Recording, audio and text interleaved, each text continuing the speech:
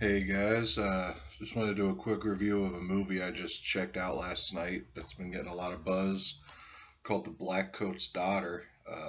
Picked this up for like 12 bucks at Walmart and I had heard a lot of rumbling about it, a lot of people claiming this was amazing and everybody's hyped about it. So honestly, that kind of made me not all that excited for it because usually when I hear a ton of praise, I usually end up being disappointed or let down. So, for a good example of that would be everybody was praising the Babadook, and I know a lot of people still do love that movie. Everybody thought it was, real freaky and all that, and that movie disappointed me. I didn't think it was all that at all, actually. Actually, really did not like that movie at all. Another one was It Follows. It Follows was okay. It wasn't as good to me as everybody was making it out to be, but it was all right. And but one I gotta say that the hype was intense about that actually lived up to the expectations for me was The Witch. I thought The Witch was amazing. It was actually one of my top 10 movies of the year it came out, which I think was 2015 or maybe it was 2016. But yeah, but this movie I actually wasn't even gonna pick it up. I was just gonna catch it on Netflix or whatever whenever it would have appeared on there because I'm sure it will. But yeah, this is directed by Oz Perkins, who's the son of Anthony Perkins. So that kind of gets you a little excited, but then again, I mean, it's just his son, so it's not like, I mean, you can't put too much stock into that he's the son of Anthony Perkins. But in this case, I'm just gonna get it off the bat. I love this movie. This goes up there with The Witch, and it's actually done by A24 Pictures, who put out The Witch and It Comes at Night, which I also really liked. So this company, A24, when it comes to horror at this point, I'll pick up whatever they have to release. So, but yeah, I watched this last night and it blew me away. It wasn't what I expected at all. The twist at the end got me. I didn't see coming at all. This thing made me think way, like I'm still thinking about it now, and I just watched this last night. But the movie basically it takes place in February. That was the original title of this movie, and it's like a some kind of Christian boarding school because there's a priest looking dude who's the headmaster of it, and Kiernan Shipka, who was the daughter in Mad Men, which is actually a pretty good show. But she plays the main, like one of the main chicks in here, and her parents fail to pick her up and she's all worried, but you could tell right off the bat she's weird. Like she has weird reactions to stuff and there's something off with her. And then there's another girl named Rose who lied to her parents about the date because she wanted to meet with her boyfriend to discuss some stuff and all that.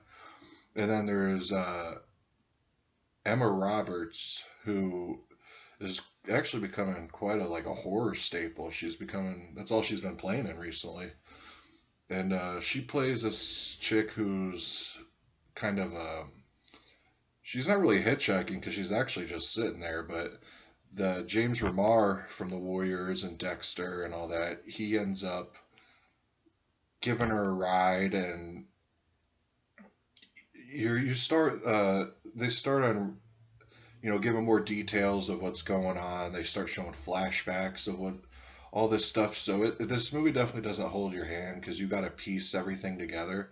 So by the time the last 10 minutes are unraveling, you kind of got a feel for what the story is and all that. And I don't want to speak too much about what's going on in this because I feel like the less you know about this, the better. And I know that's with a lot of movies, but this one especially. Um, this feels like it should have came out in like the 70s during all the Exorcist ripoffs and all those like Rosemary Baby type ripoffs because this has a huge 70s like satanic cinema vibe. It was creepy.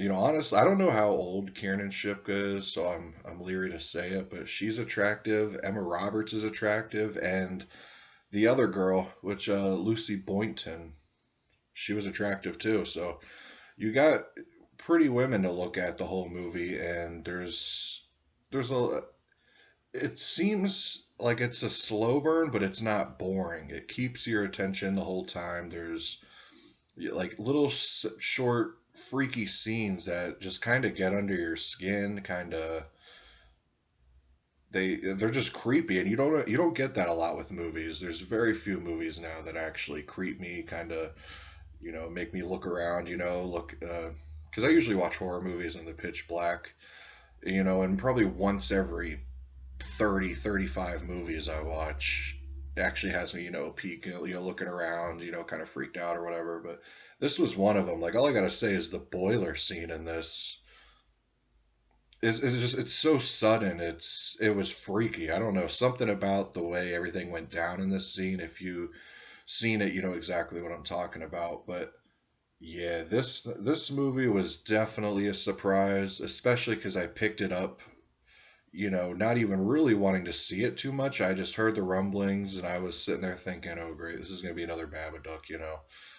So I was actually prepared to be disappointed. I was fully prepared. So I was excited when I actually took this out, and I actually had to go to YouTube or whatever to see other people's thoughts on this thing, because I held off on seeing reviews until I watched it, and I was actually excited to see what other people thought of this thing as far as in-depth reviews go. This definitely is in the top 10 of the year this year so far. I don't see it being knocked out of the top 10. It ain't number one, but it's definitely in the top 10. Definitely support this movie. Definitely buy it.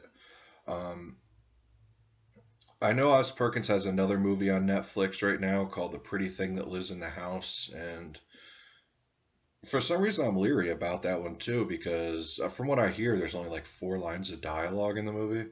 So an hour and a half with no dialogue really seems. I don't know. I'm leery about it, but if it's anything like this, I should like it. But yeah, I'm interested to see anything he puts out in the future. Emma Roberts is already solidifying herself as a horror staple, so I ain't got no worries there. But if Kiernan Shipka, if she could play in more horror stuff, that'd be really cool too. So yeah, that's it. Just wanted to share my thoughts on this movie because I feel like everybody who's even interested in any kind of horror should definitely check this out. All right, peace.